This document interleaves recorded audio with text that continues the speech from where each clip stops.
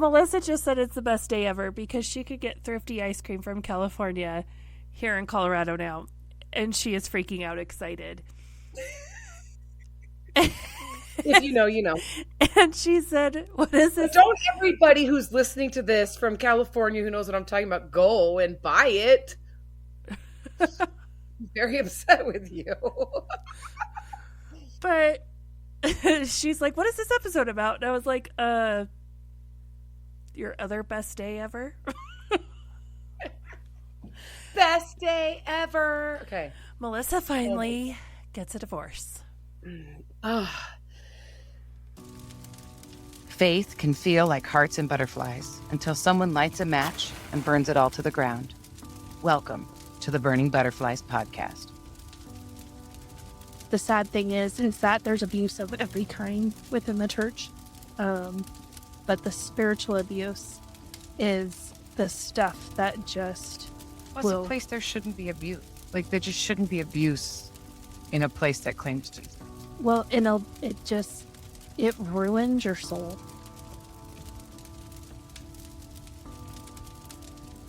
If you're new here, we suggest listening to our prologue episode first. This is the story of two women's journey through toxic church culture and spiritual abuse, all while finding healing in the end. Sometimes it's just the facts, and if you get offended by it, that's a you issue. And if we can't be mature enough to have these conversations, even if some of the topics are difficult, then shame on us.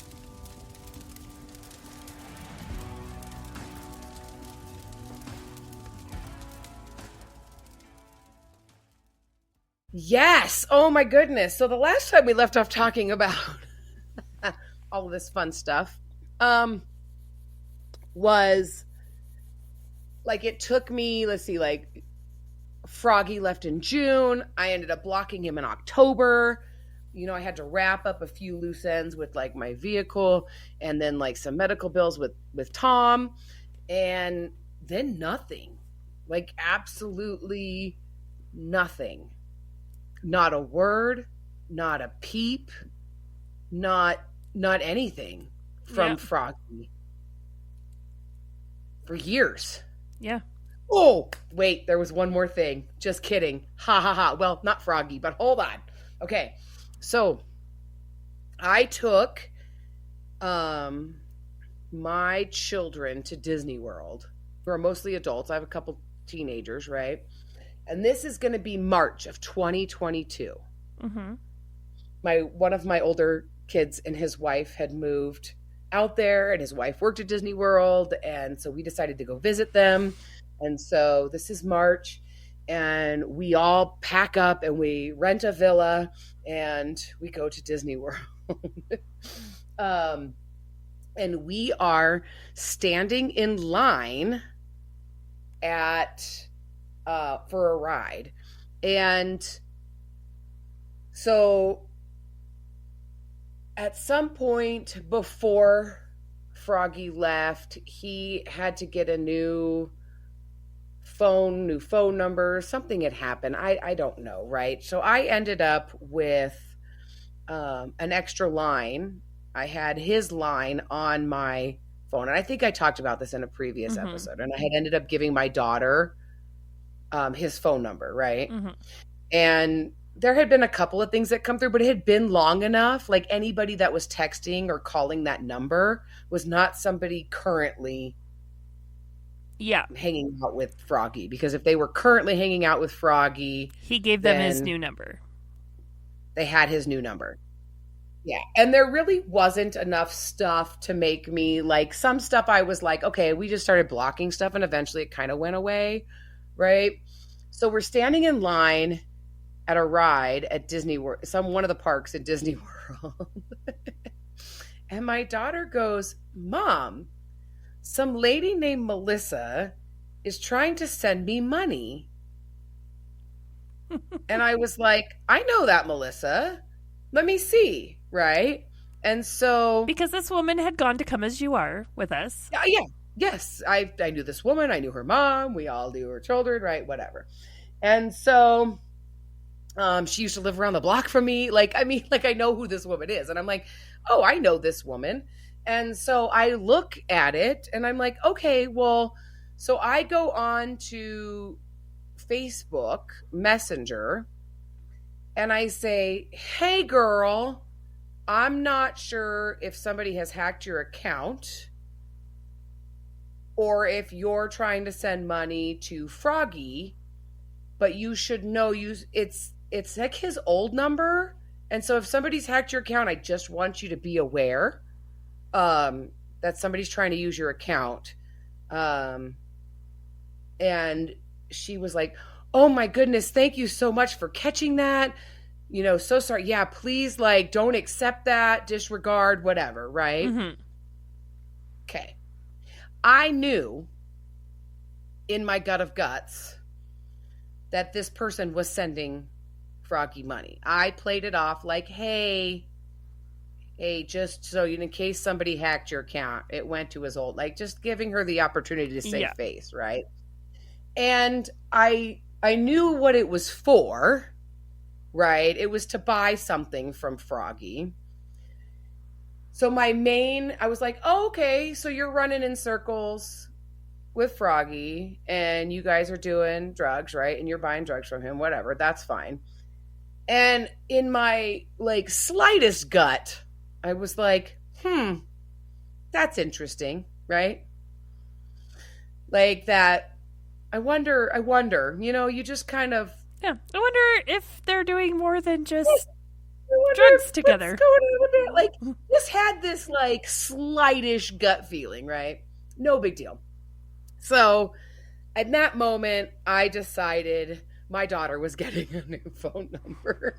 like it had gone away enough. Like she'd been using it long enough, and it was just too much trouble to change her number. So I was like, it was fine, right?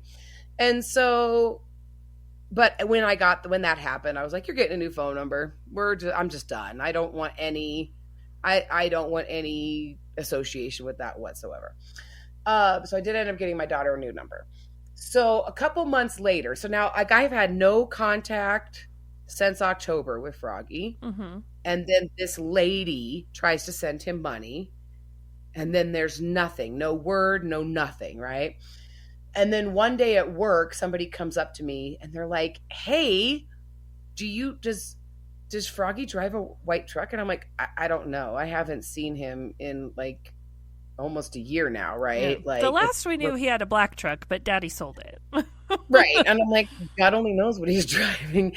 And then this person is like, is he dating like some lady who has kids or whatever, right? So she starts describing this lady to me and her kids and this truck. And she's like, because I could have swore I saw him at a birthday party. And I was like, weird. I'm like, honestly, probably, but I don't know, right? Mm-hmm.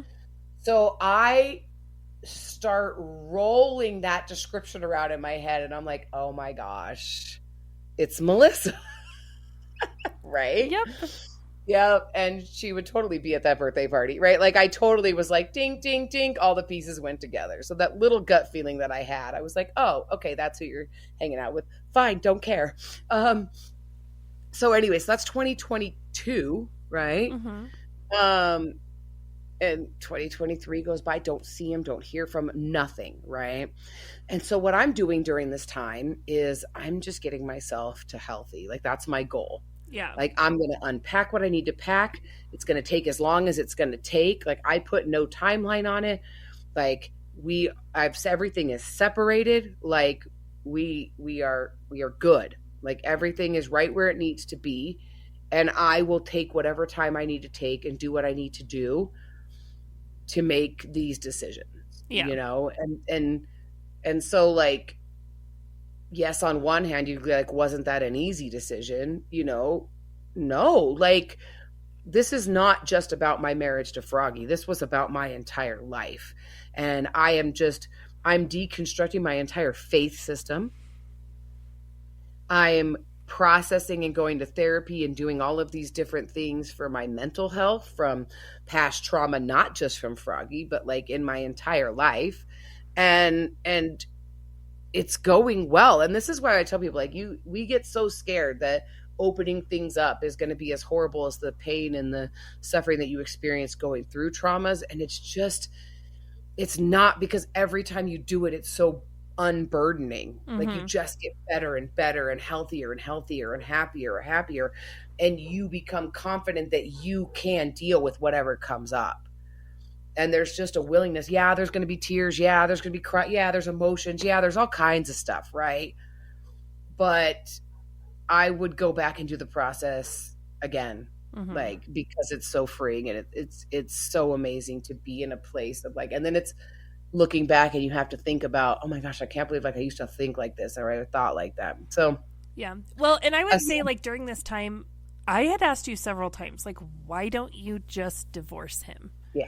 And, you know, I think you just hit the nail on the head. Like, you were so busy focused on you that would have, to do that at that point would have just been a giant, like, distraction from that.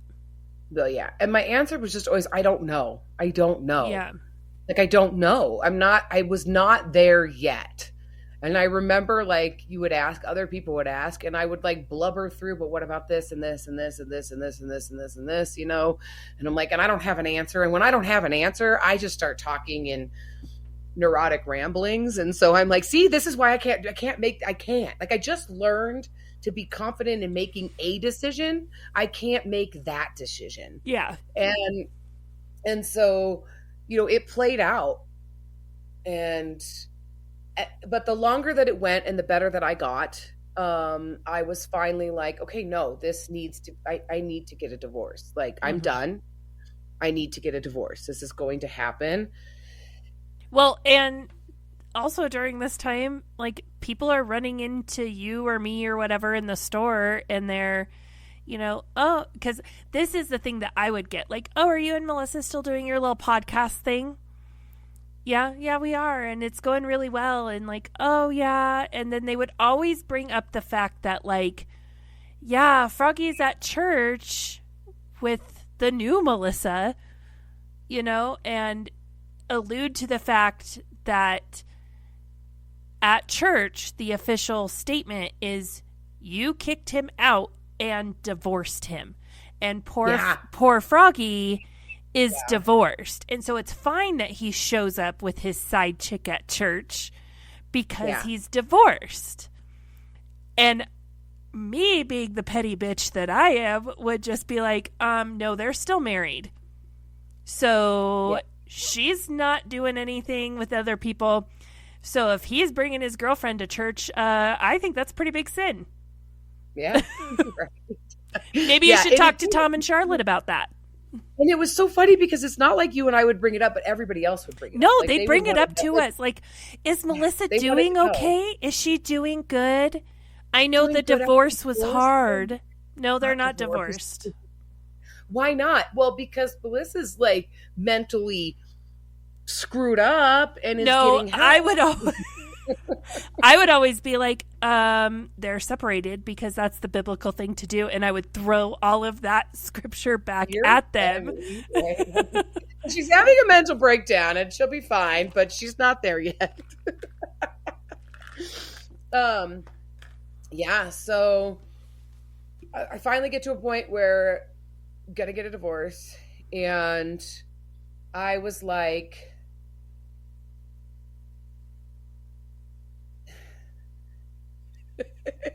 it is what it is. So I finally made the decision, and it's what needed to happen. Like, if anything should happen, like, I definitely need to be divorced from this person because there are legal ramifications if something were to happen. Like, I can't just let it go on forever. Yeah. And so I need to protect myself and my assets and my future. And I was at a point where I was like, no, I'm good. Like, I'm good. I finally got to where I could make that decision. And the decision I made was I was going to get a divorce. And so I start thinking about when I want to do this. And yeah, I guess I'm just a petty little bitch too, because I was like, I don't want to go. And this is the thought that I had. I said, I don't want to go another year being married to this person. Yeah. It's not going to happen. And my anniversary was coming up, And I was like, okay, what if my divorce was finalized on my wedding anniversary? Like that was, so I'm like, okay, in the state of Colorado, you need like 91 days. And I'm like, okay, so I'm looking at the calendar and I'm like, this is a lot of planning. Like I would have to go to court and it would have to be served. And if anything happens, it could run over. I could be married past my 12-year wedding anniversary. And so I was like, oh my goodness gracious, that's a lot. That's a lot. And so I didn't do anything with it, and it was rolling around in my head, and I know I have to serve him, but I have not seen him in, what is it, 4 years? Yeah. 2021 I got divorced. 3 years? I got divorced in 2024, right? Yeah. So it had been 3 years, and honestly, like, the Froggy sightings had stopped, because like we would be like, oh my God, saw Froggy driving down the street, or saw Froggy, drove past the church and saw Froggy outside. Yeah. Like nothing. Like complete, you have left my universe and gone. I've not just gone. The occasional people talking about it, but not seeing him, not passing. We don't run in the same, like, and this was part of the process of healing, was understanding that this isn't a person that I run into on daily life. Yeah. Like it was a freak meeting that put this person into my circle. And without that common denominator of come as you are, there's no reason that this person and I would ever run into each other. Yeah. At all. Ever. Like this person did not exist. And I want to make that so clear about how disappearing that he was out of my life. Well, because like we would go around, because we've talked about, we're in a small town. You'd go to the grocery store, you'd run into people from come as you are, in the post office, or taking the kids to school or whatever. Froggy didn't do those things. No.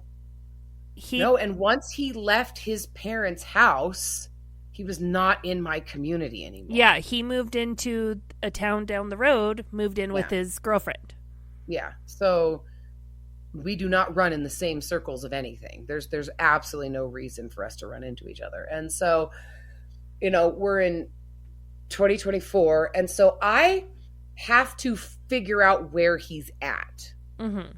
Because I need to have him served. I don't know exactly when I'm going to file or what I'm going to do.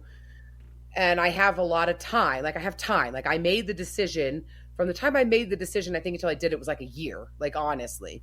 And so I start going on these reconnaissance missions of like trying to figure out where he's at.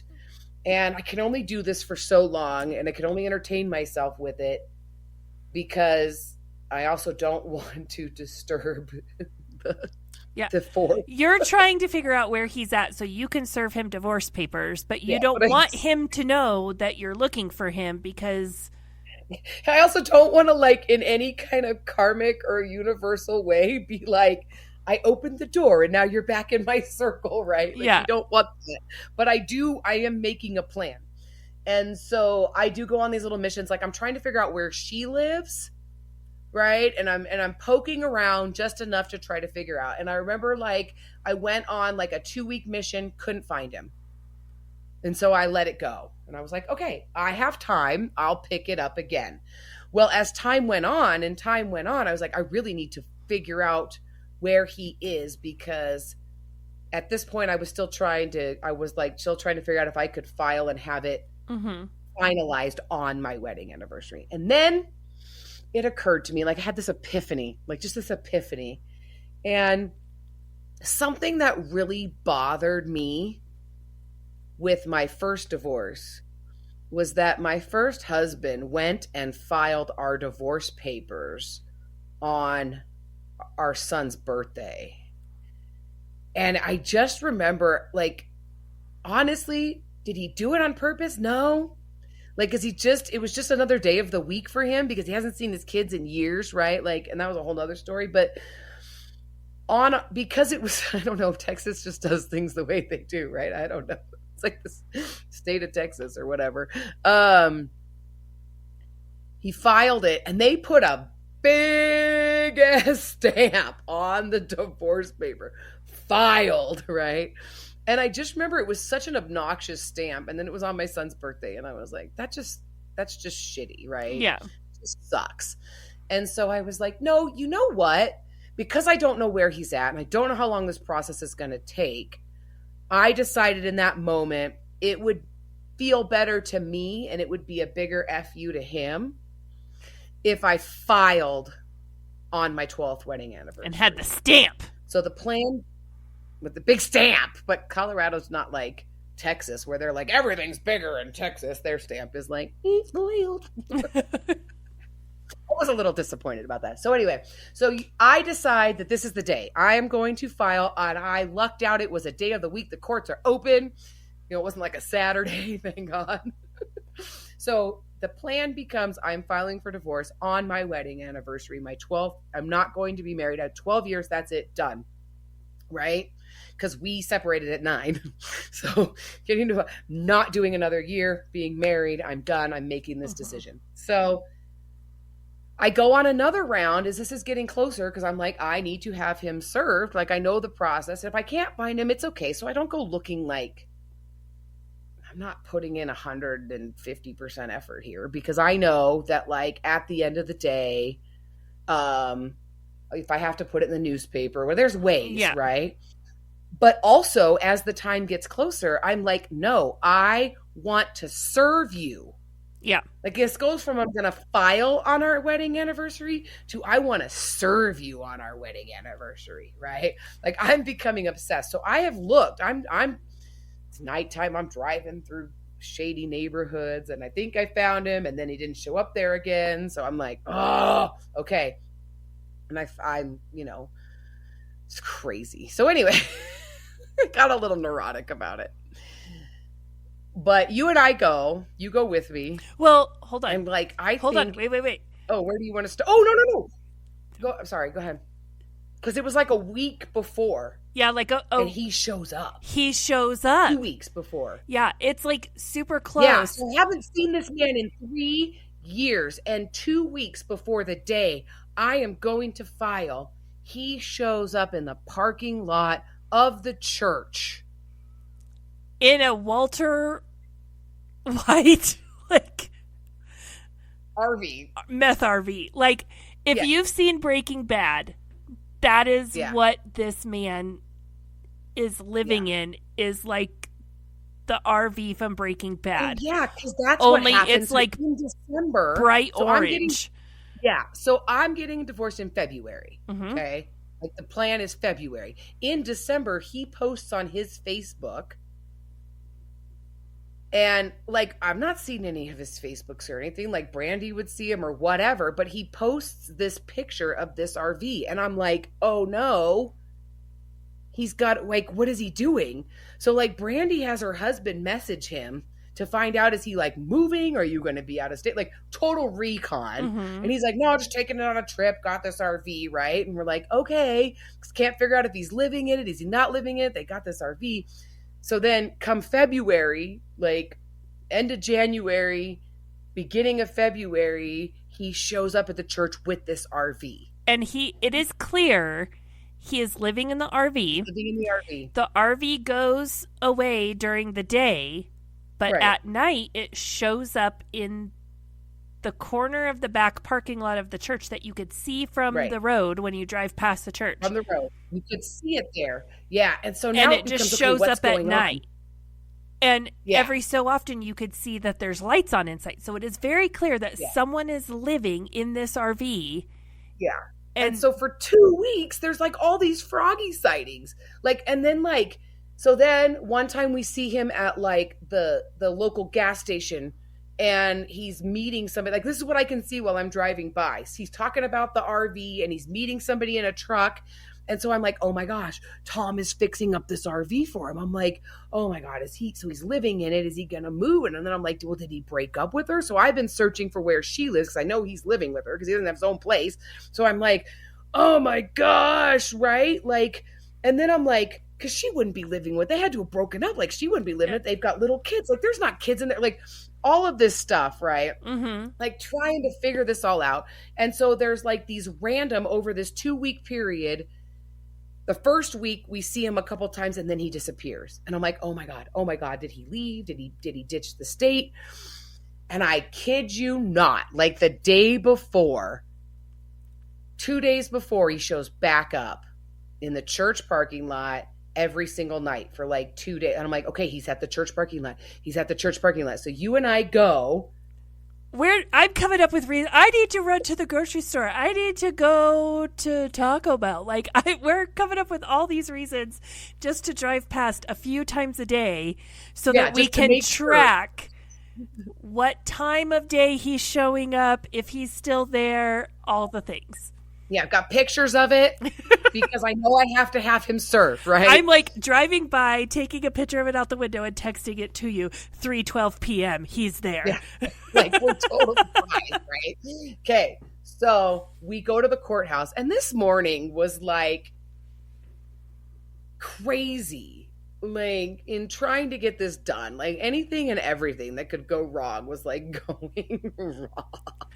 And then if we were at Come As You Are, this would have been a total. God is telling you not to get a divorce, Melissa. Maybe right. God is trying to intervene. He's throwing all of these roadblocks. Like, we left later than we wanted to. The weather was crap. It was raining.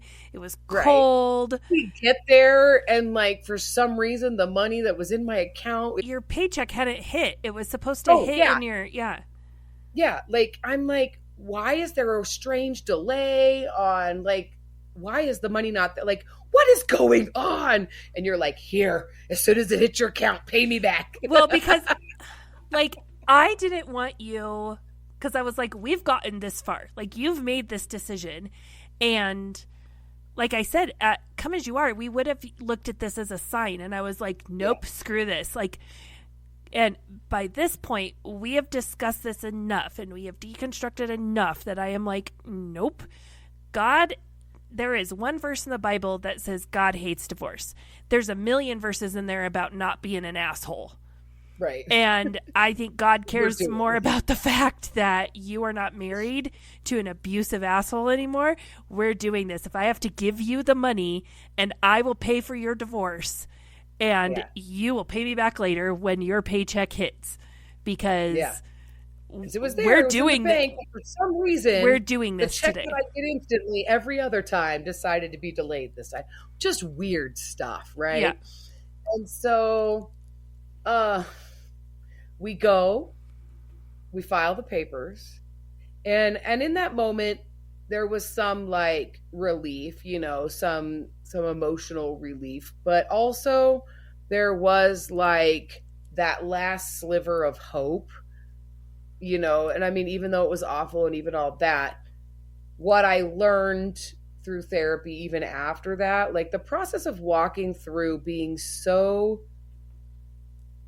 tied to a dream, right? And a fantasy, because it wasn't that I wanted to be married to Froggy, that there was 100% of me that wanted the dream, right? The fantasy life, that I had been sold, that I agreed to saying I wanted at that point. And there's always that, like, if you could just pull your shit together. Like, because when he was good, you were good. So great. Yeah. It could have been so great. And the fantasy that I bought into to say that I wanted this, I had agreed to want this life. And when I agreed to want this life, I agreed to want this life forever. And so digging that final nail into the coffin of it's done, right? Yeah. It is done. It's not the man, it's the dream.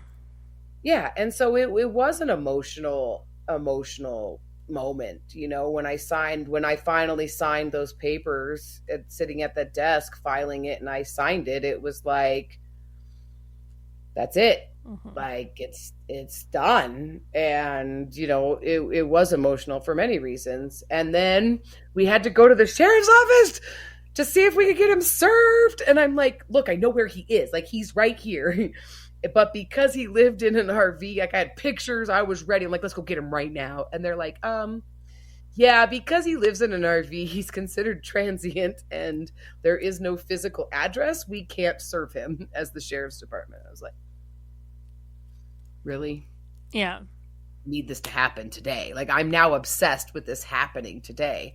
And so then we were like, okay, fine. So we went to go get lunch. We're even like, I called Justin and I was like, so how would you feel about, like, because our concern was that if you or I went, Right. Well, I can't go, but somebody else could go. Would like, there be would something bad happen? Yeah, physical repercussions.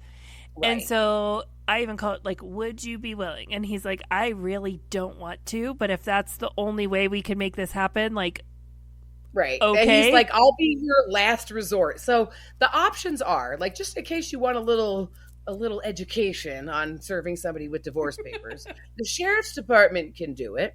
You can hire a private firm that serves paperwork, which we looked into. But see, these firms are not like physical location. You don't just walk in and hand it to them and they're like, well, this will be done in 24 hours. You have to mail it to them. And then when they get it, eventually within 30 days or whatever, they'll eventually, these are like, process servers are what corporations use. Like me as a little private citizen wanting to serve some divorce papers, you can use them and that's fine. It costs a lot of money. That's fine, but they're not in any hurry. So I start calling people. Like I have a friend who used to be a sheriff and I'm like, if I could get a hold, I tried to get a hold of this person, you know? And so we're eating lunch and we're running through and I'm like, well, maybe it just doesn't happen today and that's okay. And the requirement is they have to be over 18. You can serve papers over the age of 18 and not directly associated in the court process. So you can't be a plaintiff or a defendant. You can't be a witness in the state. You can't have any legal. So it couldn't have been like one of your adult kids. Yeah. Because they're because they're my children. They're your children. But they're not his children. So it had to have been somebody not directly related to me. It was my understanding. I mean, it probably could have been. But anyway, besides the point. So drastic times come for drastic measures. So I asked my ex-husband. I love this so much. I said, hey, Froggy's at the church in the parking lot. Will you just walk up, knock on the door, and hand this directly to... That's all you got to do. Hand it to him and walk away. You don't have to talk to him. You doesn't have to sign anything. Like, there's a piece of paper that needs to be signed that the person serving signs and then sends to the court. You don't need to interact with him. You just have to physically put this in his hand. Yeah. And so this is like your second ex-husband, the father of your daughters. My daughters. Yeah, my daughter's dad. And I'm like... I love this so much. Can you just do this? And he's like, what the... like... Oh my gosh. And my kids, my daughters are like, do it. Please do it. Like, this has to be, everybody wants this to be done. We are all invested. And so like, fine. Okay. So it's done. It's a done deal. They're not going to go back and undo anything. Okay. So my daughter has just gotten her permit, right? And so we're all sitting around the house. And she's like, I want to go. And my other daughter, I want to go. And I'm like, well, actually, I want to go. Like, I'm not supposed to go, but I want to go. Okay, so the 5 of us load up in my car. My daughter with the permit is driving. And I'm like, you're going to learn how to do this. Like, we're going to teach you how to pull up so if we need to get a fast getaway. Right now. This is one of your first driving lessons, how to do shady shit, okay? So we all get in the car. So my daughter with a permit is driving. My ex-husband's in the passenger seat. My other daughter and I are ducked down in the back. My windows are all tinted, right? And so we're like ducked down and we go and we drive in the parking lot. And I'm like, go around this way. Because it's like you could drive around the building, right? You're going to go in this way and you're going to park so that your dad can get out of the car, knock on the RV, hand him the papers, get in the car, and we can book it. Like, this is what's going to, in case shit goes down, this is what we're doing. And he's not there. The RV's not there. Not there. Crap. So we go home. And I'm like, nope, you know what? Can we go back? Let's go back in an hour once it's dark. We're going to go back once it's dark. There's like a Bible study going on right now. That Bible study is going to end. Let's go after the Bibles. Because in the past, Tom has let people stay in their RVs in the back parking lot. The people in the neighborhood behind the back parking lot have called the cops on the church saying, you can't just let people live in your parking lot. Yeah. And so the last 2 times that RV was gone during the day, and as soon as it was dark, it was there. And so in the week prior, I noticed that when there were events at the church, it wasn't there. But as soon as the events were done, it would be back. Yeah, through all of our detective skills that we had implemented over the last week. Yeah, we found this was the pattern. Yeah, we found a pattern. So we wait. We all load up in the car again. Teaching my daughter do some shady shit. Okay.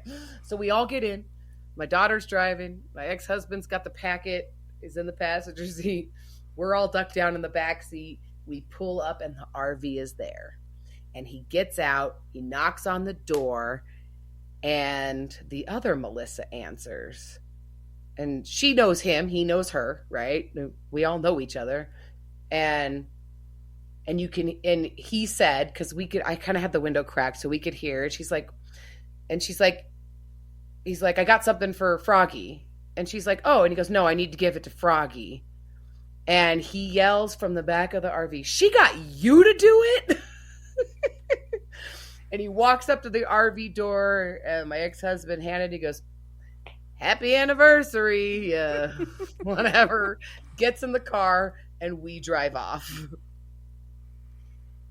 And can I just say, I could care less if in any realm that affected him in any way, shape, or form. He didn't care. He didn't want to be married to me. He's fine, right? It really probably was not as much of a F you to him as like for his sake. You know what I mean? Like, no, I don't but know how satisfying is it that you're... It was satisfying for me. on the day at the same address. Yeah. That the place I met him. Yep. The place I married him. On the day I married him, he was served with divorce papers. As he's presumably doing sinful things with his girlfriend in a motorhome, like living in an RV with your girlfriend, whatever, right? But at the end of the day, the satisfaction, that's what I'm saying. Like, I could care less if he thought anything of it. It could have been any random Tuesday for him, right? Who cares? It didn't make any difference. It wasn't real. It didn't matter to him, right? He had I was a meal ticket. That was a place to live. I was a cover for your, whatever life that you wanted to live. So really, there was, I wasn't anything to him, and I'm okay with that, right? Mm-hmm. But the satisfaction to have officially ended that marriage on the same day it started in the same place that it happened was so fulfilling, and so it just needed to happen that way. Like, it was amazing. Like, it was just full closure. And closure for your girls, because they were a witness to so much brutality that... And the fact that they wanted to go, like, they wanted to serve him. Yes. They were like, whoa. Yeah. We're doing this. Yeah. And in some way, that had to have been healing for them, too. Yeah. To play a part in that, like, no, we all want you. We're all done with you. Every single one of us. Yeah. Yeah. And I think if, like, my adult children at the time, if they had been, we all would have gone. I would have had to get a bigger car, but we all would have gone, right? Like, yeah. And it really was. It was a very fulfilling, very satisfying. It was closure, and it played out exactly like it needed to. And I'll tell you what, like, just how insane is it that I hadn't seen this man for 3 years, and the day that I'm going to file for divorce paper, you're there. Yeah. And, and we had like, you have to understand that I live in the neighborhood next to the church. Well, and we had discussed that, like, No, God wants you to You get, show up in my like, backyard. God is not throwing out sign. Why would he be there? Right. If God didn't want you to get divorced, why would he be there? Right. Like, honestly, like, you could go either way with that. If we were still drinking that Kool-Aid, where you'd be like, sure. Like, there were things that were roadblocks, but at the end of the day, like, just the magnitude of the fact that, like, I haven't seen or heard from you in 3 years, and you magically just show up in my backyard, ready to be served divorce papers. Like, it's insane. And guess what? Haven't seen you since. You know, a couple people have spotted you, but I haven't seen you, heard from you, or anything. Like, it's crazy, absolutely crazy. But yeah, just that satisfaction of like I said, that one freak meeting. I met you at a fall festival at a church, and 9 years of my life in a living hell. And I was able to, on that same day, you know, same place, 12 years later, say, nope, we're done. We're done. Burning Butterflies is a listener-supported podcast. Today's episode was brought to you by our amazing supporters on Patreon. Follow the link in our show notes to learn how you can become a Patreon supporter too. Supporters get exclusive access to bonus content each month, including outtakes, cut content, and supporter-only episodes.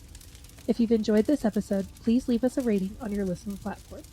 Burning Butterflies is a production of Asha Media. Thank you for listening.